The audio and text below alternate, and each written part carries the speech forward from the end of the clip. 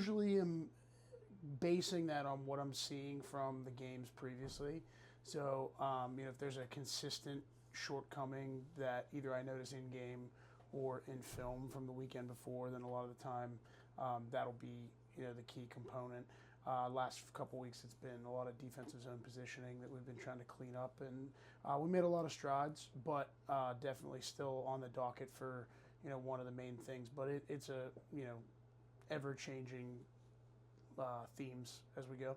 Yes. We're tweaking some of the personnel on the power play units, so we'll probably freshen up, making sure those guys are familiar with what they're working on. So, like, I came up through the high school programs, and so, a lot of even my biggest rosters were only 22, 23 guys. With our group, we've got a full 30. So it is definitely a challenge to try to make sure you're checking in with everybody and making sure everybody's getting good reps in everything that we do. But I think that, building the relationships with the guys that I can kind of, quick check in with guys every once in a while is good. Maybe even if it's not practice by practice, it's at least week by week that I'm checking in with everybody to make sure guys are getting the attention they need and getting what they need out of practice. One thing I really think is the basis for my philosophy as a coach is just my relationships. And so I think building a good rapport with everybody from the jump, keeping open dialogue in the locker room and amongst the guys.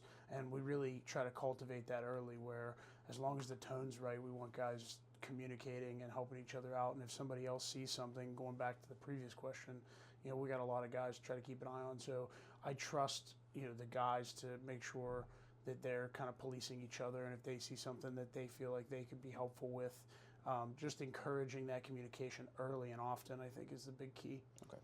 I want everybody pushing the envelope, and that's something we've got going on this year that I'm really excited with, is that, we've got that 30-man roster, but we only dress 19 and 2 or 3 goalies. So, there's a lot of guys that are going to be getting reps in practice that won't necessarily have a sweater on the weekend. So those guys are really pushing the envelope and keeping everybody honest, and I think it's just a compounding effect. If everybody's working hard, then it makes everybody else work a little harder. And I think it's important on the coaching side to keep that communication up, so you're realizing the guys that aren't necessarily in the lineup all the time, you got to make sure you're pumping their tires and making sure they're aware that you're noticing the effort they're putting in.